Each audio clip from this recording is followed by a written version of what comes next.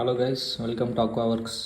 இது என்ன ஒரு அப்டேட் அப்படின்னு பார்த்தீங்கன்னா, அதாவது இது வந்து ஃபோர்த்து பேட்ச் போலார் பேரட்டு ஃப்ரைஸில் வந்துட்டு டப்பில் தான் நம்ம போட்டு க்ரூம் பண்ணுறோம்.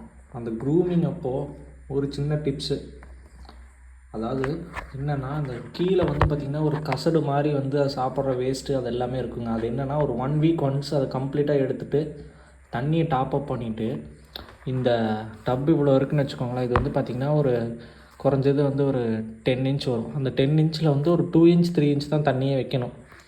அப்போ தான் உங்களுக்கு க்ரோத் நல்லாயிருக்கும்.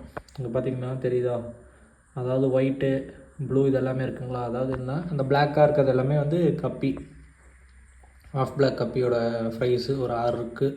அதை நான் இதிலே போட்டு க்ரூம் பண்ணிட்டுருக்கேன். இப்போ என்னென்னா, அதில் உங்களுக்கு க்ரோத் நல்லா இருக்கணும் அப்படின்னா தண்ணி கம்மியாக வச்சு நீந்துற ஸ்பேஸ் கொடுக்கணும். அதாவது ஃப்ரிட்ஜ் பாக்ஸாக இருந்தால் நல்லா யூஸ் ஆகும். ஃப்ரிட்ஜ் பாக்ஸ் இப்போ என்கிட்ட இல்லை அப்படின்னால நான் இதில் தான் க்ரூம் போட்டு பேட்ச் எடுத்துகிட்ருக்கேன் நான் க்ரூமிங் பண்ணி. ஓகேங்களா.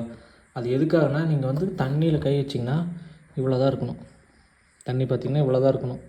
அவ்வளோ இருந்தால் தான் உங்களுக்கு கரெக்டாக இருக்கும். ஓகேங்களா. அதனால் தண்ணி கம்மியாக வச்சு தண்ணியில் பிளான்ஸ் இருந்தால் கூட போடுங்க. இல்லை அப்படின்னா இப்படியே வச்சிட்டிங்கன்னா உங்களுக்கு பார்த்திங்கன்னா ஃபுல்லாக ஃப்ரைஸ் இருக்குங்க. இப்போ இது எல்லாமே பார்த்திங்கன்னா 4th பேட்ச் ஃப்ரைஸு.